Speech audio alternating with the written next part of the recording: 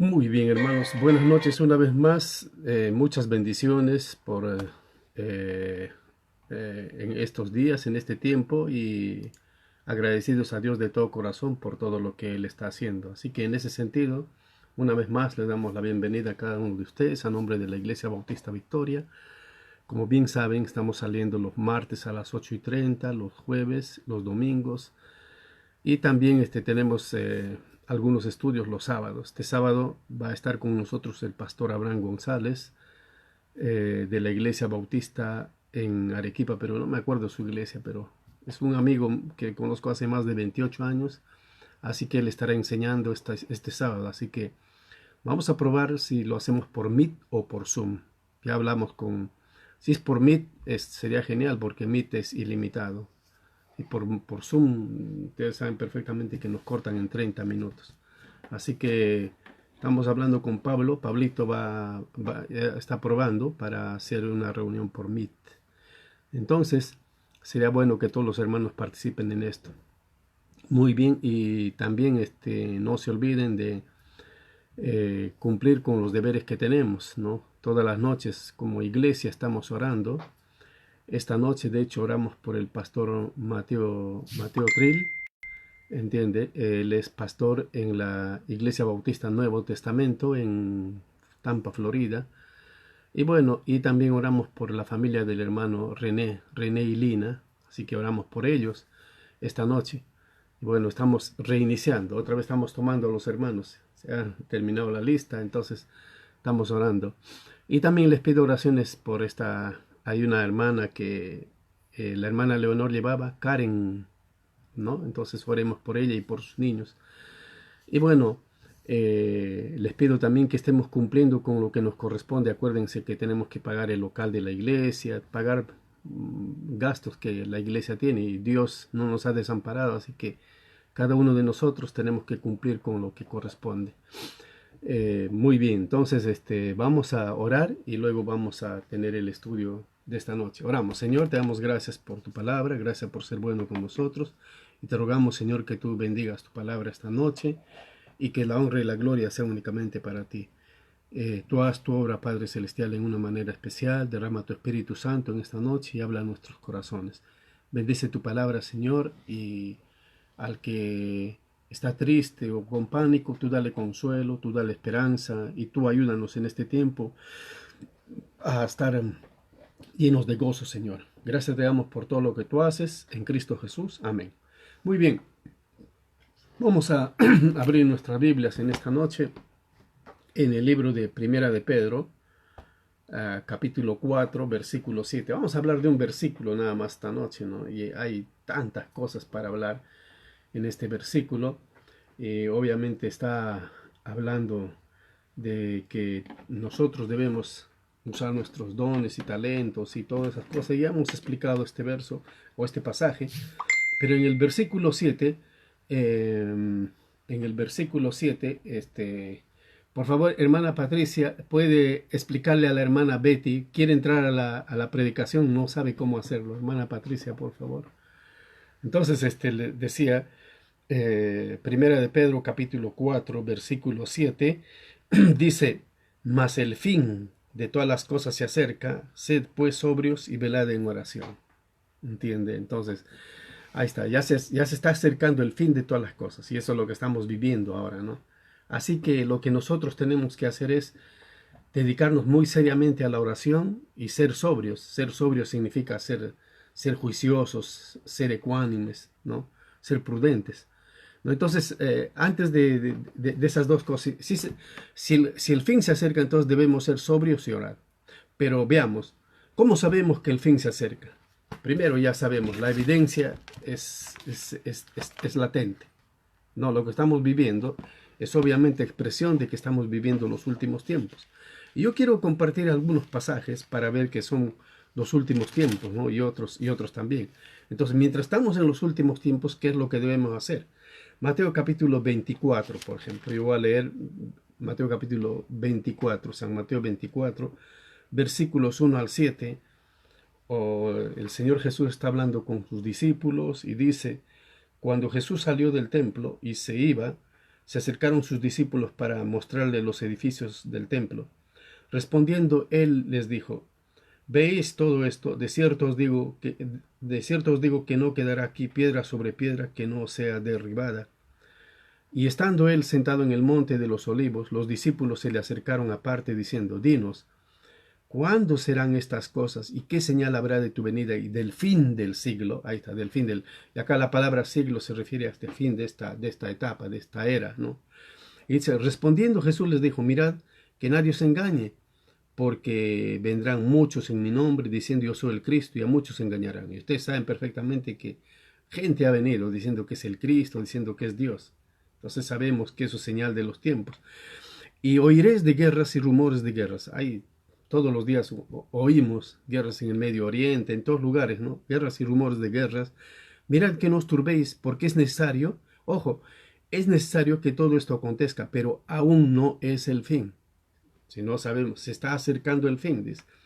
Porque se levantará nación contra nación y reino contra reino. Y mira lo que es. Y habrá pestes y hambres y terremotos en diferentes lugares. ¿Y acaso no estamos en este tiempo? Es el tiempo de pestes, de hambres, de terremotos en diferentes lugares. En estas últimas décadas, cualquier cantidad de terremotos, ¿no? Y ahora, en este minuto que estamos, una peste, o sea, una pandemia. La palabra peste y pandemia, ¿no? Y dice también, versículo 8, todo esto será principio de dolores. Ahí está, entonces estamos en los últimos tiempos, ¿ve? Estamos en los últimos tiempos. Ahora, también déjeme que leamos otros pasajes, ¿no? Unos pasajes paralelos, para ver que estamos en los últimos tiempos. En San Marcos 13, 5 al 8, también dice, Jesús respondiendo, desde el versículo 3, o desde el 1 al 5. Saliendo Jesús del templo, le dijo uno de sus discípulos, Maestro, mira qué piedras y qué edificio. Jesús respondiendo le dijo, ¿ves estos grandes edificios? No quedará piedra sobre piedra que no sea derribada. Entonces, esa profecía que dijo Jesús se cumplió en el año 70 después de Cristo, ¿no? El templo de Jerusalén fue destruido por un general romano llamado Tito. Muy bien, versículo 3. Y se sentó en el monte de los olivos, frente al templo, y Pedro, Jacobo y Juan y Andrés le preguntaron aparte, dinos, ¿cuándo serán estas cosas? ¿Y qué señal habrá cuando estas cosas hayan de cumplirse? Jesús respondiéndoles comenzó a decirles, mirad que nadie os engañe, porque vendrán muchos en mi nombre, diciendo yo soy el Cristo, y a muchos engañarán. No, engañarán a muchos. Mas cuando oigáis de guerras y rumores de guerras, no os turbéis, porque es necesario que suceda así, pero aún no es el fin. ¿Viste? Y dice también ahí, porque se levantará nación contra nación y reino contra reino, y habrá terremotos en muchos lugares, habrá hambres, alborotes, principios de dolores son estos. Ahí está, estamos en principios de dolores, o sea, el fin se está acercando. Otro pasaje paralelo también está en Lucas capítulo 21, que también está hablando sobre esto. Lucas 21, y voy a leer versículos 7 al 11, dice, y le preguntaron diciendo, Maestro, ¿cuándo será esto? ¿Y qué señal habrá en cuanto estas cosas estén para suceder. Él entonces les dijo, mirad, que no seáis engañados porque vendrán muchos en mi nombre. Entonces ya sabemos, ha venido mucha gente en el nombre de él y no son él, obviamente. No, diciendo yo soy el Cristo. Ya hemos estudiado en la iglesia una vez, en el siglo pasado, cuánta gente había venido, ¿no? Uno en Corea, uno en Brasil, en diferentes lugares, gente que se cree Cristo y no es así, son falsos. Y dice, y cuando oigáis de guerras y rumores de guerras, no, mire lo que es, cuando oigáis de guerras y de sediciones. ¿Y qué es guerras? Ya sabemos lo que es. Cuando dos países se enfrentan, dos fuerzas. ¿Y qué son sediciones? Sediciones son levantamientos armados de gente. Y como lo que pasa en el sur, en Temuco, qué sé yo, eso es sedición. O sea, terrorismo. Y entonces está pasando todo eso, dice. No os alarméis, porque es necesario que estas cosas acontezcan primero, pero el fin no será inmediatamente. Entonces se levantará nación contra nación y reino contra reino. Entonces ahí está. Entonces estamos en los últimos tiempos. Todas estas cosas que están pasando son lo que ya estaba profetizado en la Biblia. Pero un pasaje más que yo quiero leer está en Segunda de Pedro, capítulo 3. Segunda de Pedro. O sea, nos estamos ubicando en el contexto. Dice, más el fin de todas las cosas se acerca.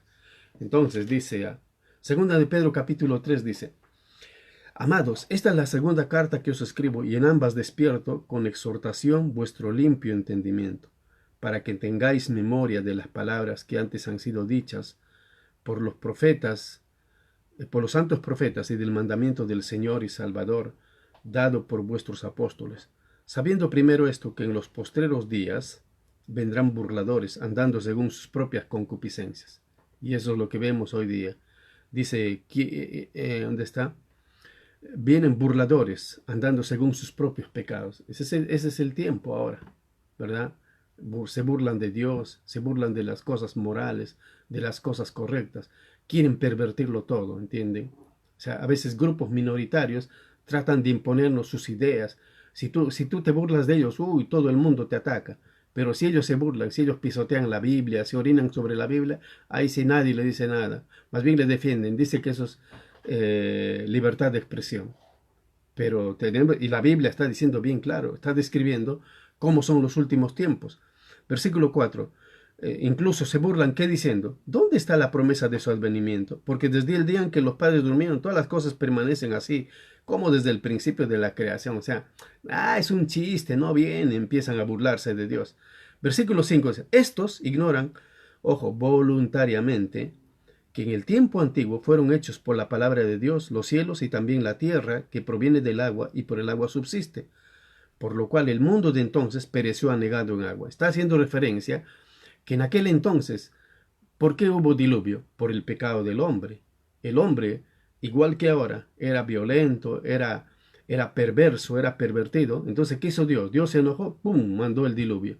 Y hoy día dice, pero los cielos y la tierra que existen ahora están reservados por la misma palabra guardada para el fuego en el día del juicio y de la perdición de los hombres impíos. O sea, en este tiempo ya no va a haber diluvio, sino lo que va a haber es, no sé, por fuego va a ser. Me imagino que como describe el libro de Apocalipsis, va a llover fuego del cielo, va a haber granizadas, no sé, diferentes, ¿entiende? Y de hecho el planeta incluso por la negligencia del hombre ya hasta ya está ardiendo. Entonces son cosas que debemos entender. Lo que Dios dice se cumple. Entonces aquí nos estamos poniendo en contexto. El fin de las cosas se está acercando. O sea, ya estamos viviendo los últimos tiempos. Entonces versículos 8 ya dice, mas, oh amados, no ignoréis esto, que para con el Señor un día es como 1000 años y mil años como un día. El Señor no retarda su promesa, según algunos la tienen por tardanza.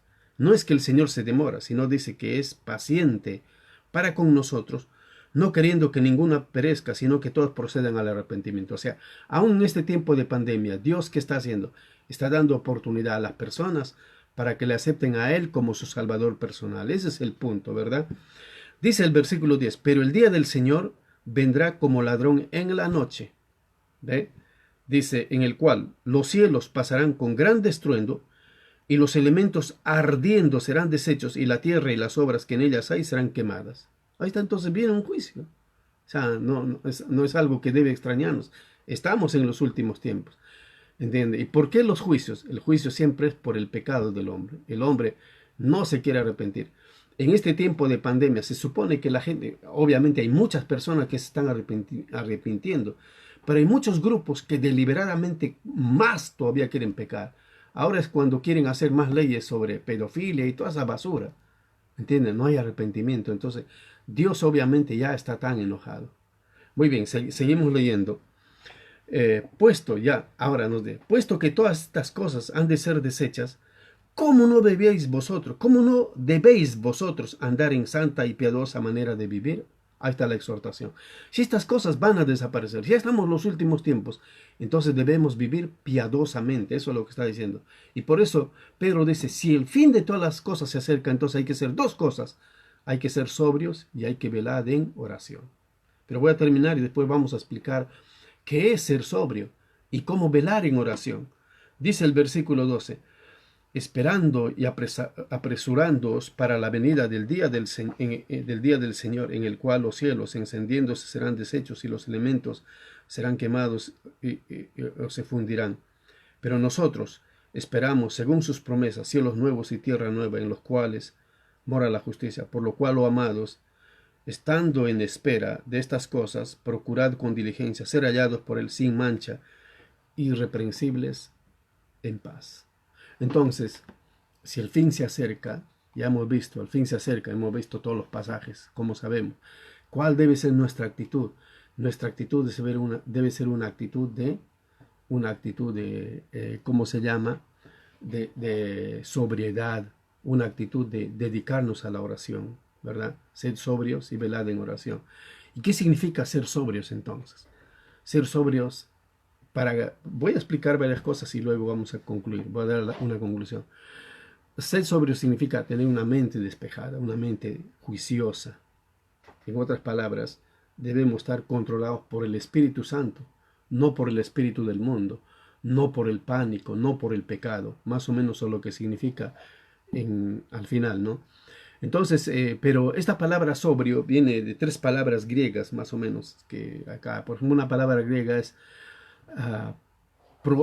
proné, ¿no? Y eso significa tener buen criterio, ser razonable, tener dominio propio. Eso es como nosotros debemos ser, actuar en este tiempo con buen criterio, ¿me entiendes? Usando bien la mente, usando bien el sentido común, no lo que dice todo el mundo, no lo que dice la mayoría, teniendo dominio propio, ¿entiendes?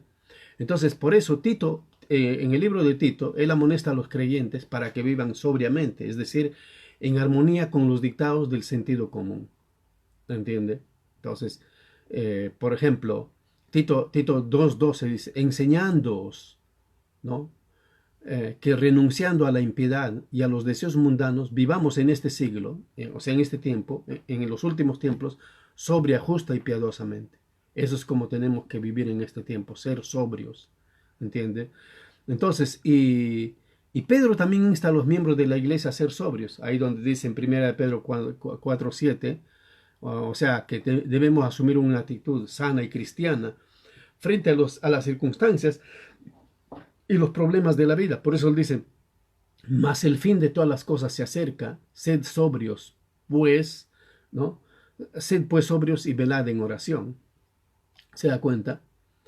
Entonces, ya que se acerca el fin de todas las cosas, por eso ustedes sean juiciosos y dedíquense seriamente a la oración, lo que está diciendo Pedro ahí.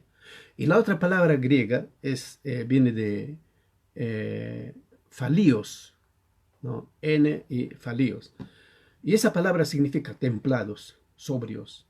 Y hay dos versículos para esto. Por ejemplo, cuando en 1 Timoteo 3:2 está hablando acerca de los requisitos para el pastor, en la Biblia el pastor se le reconoce como anciano, pastor o obispo, es la misma persona. Pastor porque pastorea, obispo porque administra y anciano porque da consejos. ¿Entiendes? Entonces es la misma persona. Entonces, no, nada tiene que ver con los obispos de la Iglesia Católica, eso no está en la Biblia lo que ellos piensan y lo que ellos hacen. Entonces por eso es necesario que el obispo, el pastor, sea irreprensible, o sea, intachable. Y dice, marido de una sola mujer, o sea, no puede ser divorciado. Y mira lo que dice ahí, sobrio. ¿Viste? O sea, sobrio, o sea, moderado, ¿no? Prudente, decoroso, ¿no? O sea, decoroso significa respetable, Y dice ahí también hospedador, o sea, hospitalario y apto para enseñar, o sea, que tenga las cualidades para enseñar. Y también habla de las mujeres cuando continúa en el versículo 11. Las mujeres asimismo sean honestas, no calumniadoras, sino sobrias, fieles en todo, o sea, dignas de toda confianza. ¿Ve? Entonces, en este tiempo, ¿cómo debemos vivir? Sobriamente, eso es no, sobrio. Pero también en donde estamos, en Tito 2:2, hablando de los ancianos. En esta parte, los ancianos se refiere a los hermanos de la iglesia. Los ancianos deben ser serios, o mejor dicho, ¿dónde estamos? Que los ancianos sean sobrios, serios, prudentes, sanos en la fe, en el amor y en la paciencia, ¿ve? Sobrios, ¿entiende? Y la tercera palabra griega sería nef, tener dominio propio, ¿no? Primera de Pedro 1:3, cuando está hablando ahí, por tanto, ceñid los lomos de vuestro entendimiento, sed sobrios y esperad por completo en la gracia que Dios traerá cuando Jesucristo sea manifestado. Y en otras palabras, o sea, esas dos palabras, y una explicación también, ¿no? Sobrio más o menos para entender, sobrio es lo opuesto a ebrio. El ebrio, ¿con qué se hace controlar? Con el alcohol. Y el sobrio no se deja controlar por el alcohol. El sobrio está controlado por sí mismo, o sea, por su razonamiento, por su sentido, ¿entiende? Entonces, en otras palabras, lo que aquí está hablando es de lo que nosotros de lo que a nosotros nos debe controlar. Como les digo, no nos debe controlar el pecado, no nos debe controlar, por ejemplo, el pánico, no nos debe controlar la ira, la contienda. Por ejemplo, muchos hermanos a veces caen mucho en contienda, en meterse en peleas con mundanos. Eso no es saludable, eso no nos ayuda, ¿entiende? Todo lo contrario, eso lo único que hace nos desespera. Por eso uno debe ser sobrio. Entonces la gente, si uno se mete en noticias, busca las páginas de internet, va a encontrar todo tipo de publicaciones tontas y estúpidas. Entonces, si tú te dejas controlar por eso, ya no eres sobrio. Tú tienes que ser sobrio, dice. O sea, vivir como Jesucristo. ¿Qué haría Jesús por ellos? ¿Los odiaría? No, oraría por ellos. Entonces eso es lo que tenemos que hacer. Y cuando hacemos eso, ¿qué? Va a haber paz en nuestro corazón.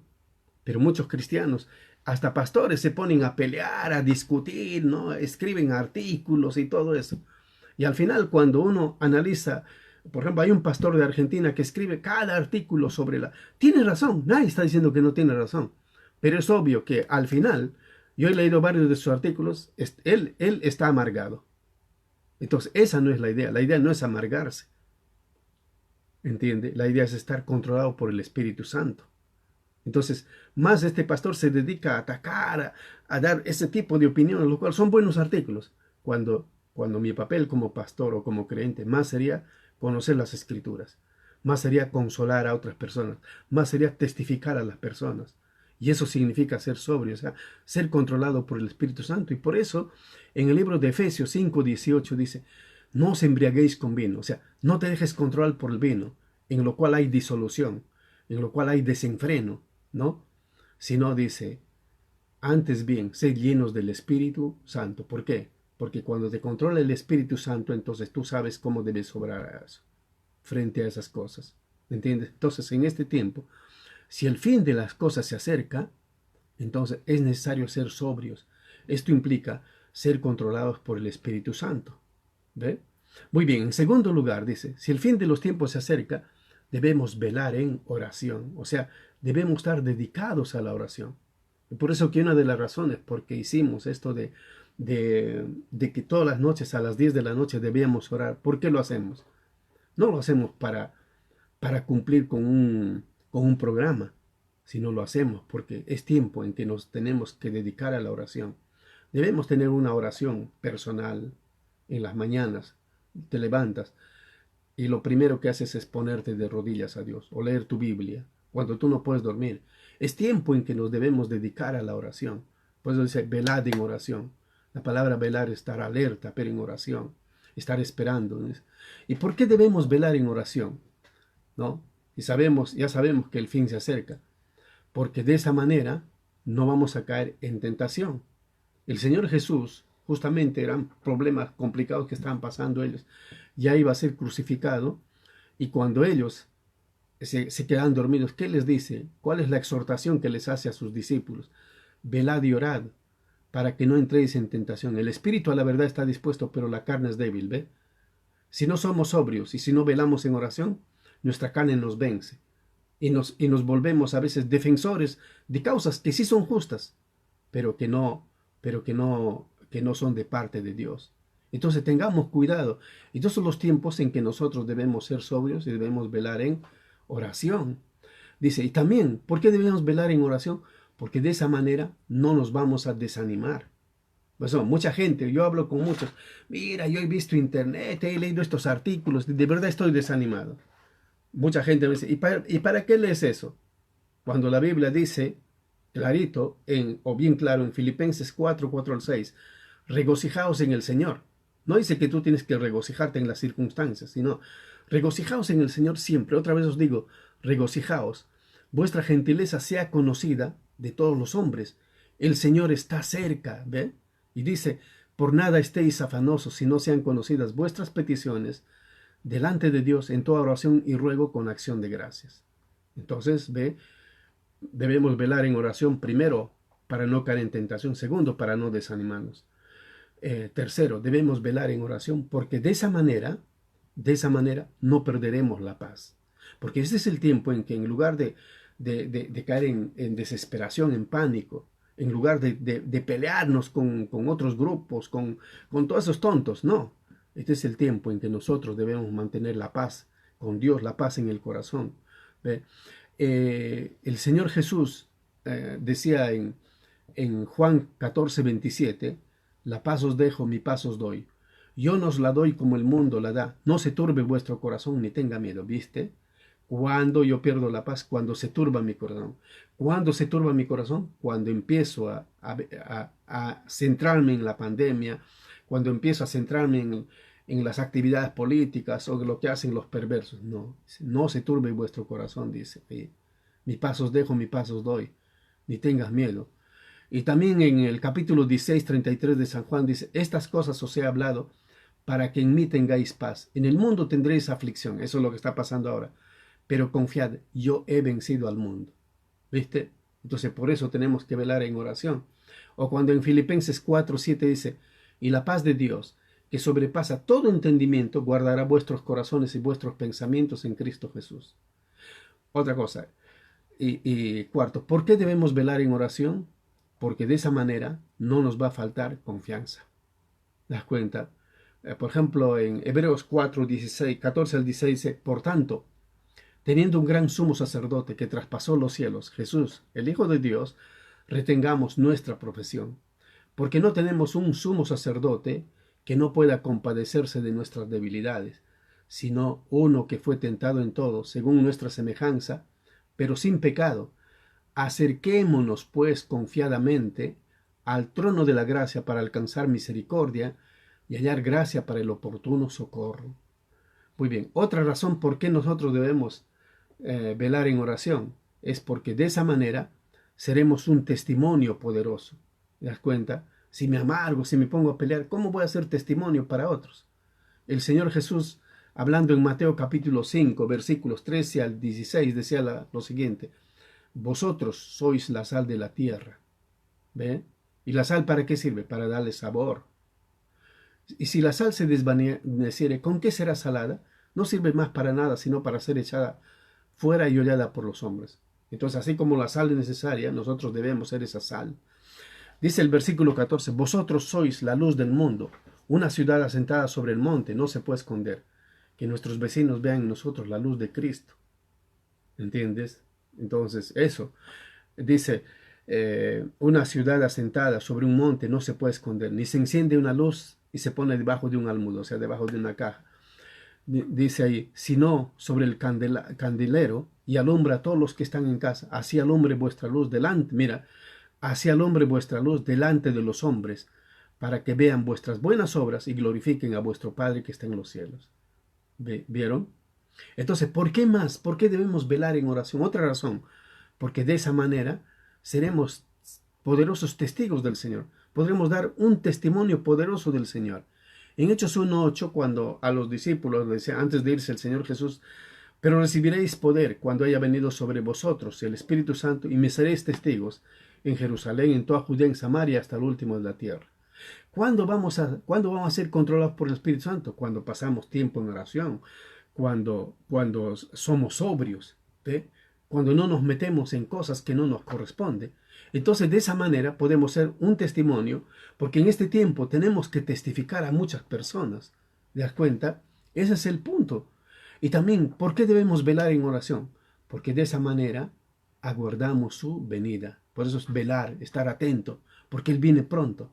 Tito 2.13 que dice, Tito 2.13 dice, aguardando la esperanza bienaventurada y la manifestación gloriosa de nuestro gran Dios y Salvador Jesucristo. Él viene. Pues la Biblia clarito dice, aguardar. ¿Qué significa aguardar? Aguardar es estar esperando, atento. Ya viene, ya viene.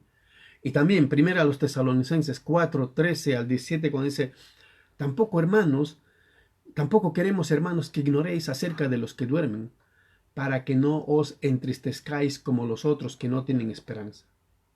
Dice, porque si creemos que Jesús murió y resucitó, así también traerá Dios con Jesús a los que durmieron en él. Por lo cual os decimos esto en palabra del Señor, que nosotros que vivimos, que habremos quedado hasta la venida del Señor, no precederemos a los que durmieron, porque el Señor mismo, con voz de mando, con voz de arcángel y con trompeta de Dios, descenderá del cielo y los muertos en Cristo resucitarán primero, y luego nosotros, los que vivimos, los que hayamos quedado, seremos arrebatados juntamente con ellos en las nubes para recibir al Señor en el aire, y así estaremos para siempre con el Señor.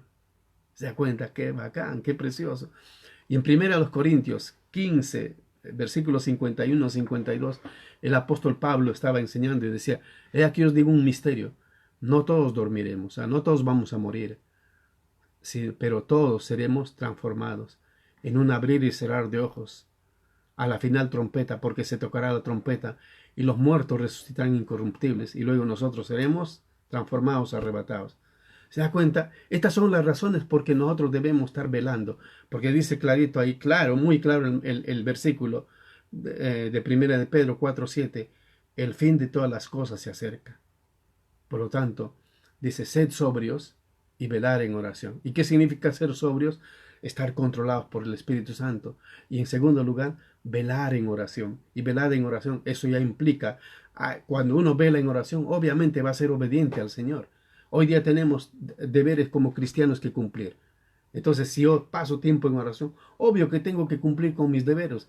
En la iglesia tenemos nuestros misioneros y todo eso, ¿no? En conclusión, velar en oración implica vivir en santidad.